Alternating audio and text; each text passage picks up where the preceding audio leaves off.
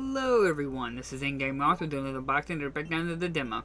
This is Resident Evil Code Veronica X on the PlayStation 2, and this is being played on my PlayStation 2. To start off, this is also the greatest hits edition of the game. There is a base vanilla version of the game that comes with the demo disc of Devil May Cry. Sadly, I do not have that version as of right now. But this greatest hits version I have here has been with me for a very long time, and I wanted to come back and replay it after the announcement of Resident Evil 2 to appreciate the original style gameplay of fixed camera and tank controls.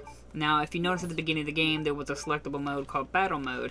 That is a mode you unlock after you beat the game. I won't talk too much about that as in terms of spoilers, but it's a special mode where you get to play as many other characters and try to survive with them, and progressively get more difficult as you play with each different character. But Resident Evil Code Veronica is a game that I've had for quite a while, and I wanted to come back and appreciate the love I have for it. Because Code Veronica is one of those games that kind of gets overlooked in terms of the original series of the games. Kind of like Resident Evil Revelations.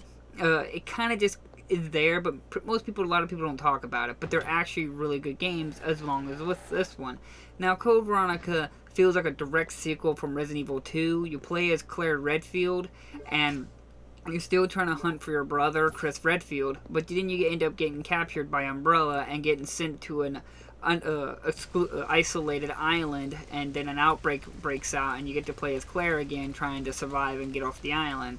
Now, the game doesn't play like your typical Resident Evil, where you get to pick your character who you want to be. In this one, you immediately start as Claire Redfield, but as you play, you eventually get to play as other characters throughout the game.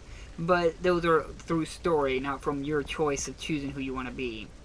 Now, Resident Evil Code Veronica is considered one of the hardest Resident Evil games out there of the original style of Resident Evil gameplay, which is quite surprising. I didn't know it was that hard for a lot of people, but I don't want to make it sound like I'm tooting my own horn, but I just never had that much difficulty with the game. But I can see how a lot of the challenge comes from, because Code Veronica does have more enemies and a lot more going on than compared to the previous games. And as I had stated, Code Veronica is the last original Resident Evil game that is an original story that features the original tank controls and fixed camera, outside of like remakes and stuff like that, or the original games.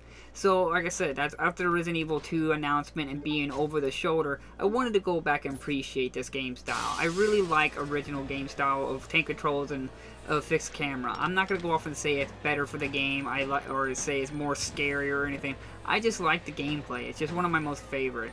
And like I said, I don't know, it's special to me. But I have nothing against Over the Shoulder, and I'm eager to play the newer one that's going to be coming out.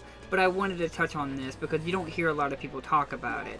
And I can't recommend it any more than I ever can say, because it actually is a really good game. It's fun, it's scary, it's got that same kind of dreadful feeling, it's got good atmosphere, tough enemies, as well as a strong emphasization of survival, as well as it has a pretty good story and characters. Now, the story doesn't feel like it really expands on the series, but it does feel neat, and it gives you a nice experience with Umbrella and stuff. But the game does introduce a character named Steve, and he's not the best of characters. To me, he wasn't very good. He wasn't very interesting, and I can say right now, Claire, you can do a lot better than Steve. But other than that, the game is really good. It is available on the Dreamcast and everything. Like I said, you don't hear a lot of people talk about it. And something I wanted to mention, it was very disappointing, was there wasn't actually an HD remaster of it on the PlayStation 3 that came with a remaster of Resident Evil 4 on the PlayStation 3. But it was never released here in the US, or it made a PAL version. It was only in a Japan version and didn't have an English translation.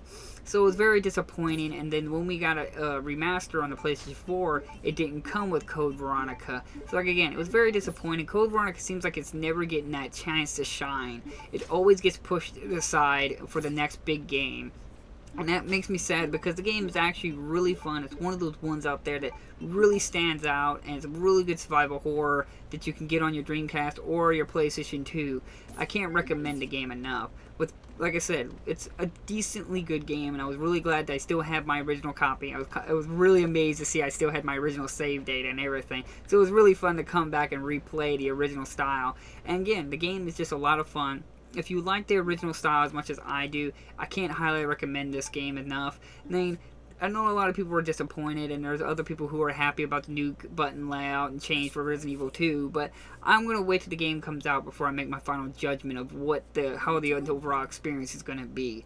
So, like always, I will leave links down in the description if you're interested in a copy for Code Veronica. Hit that like, the subscribe button if you want to see more videos from me, and I'll see you guys in my next episode.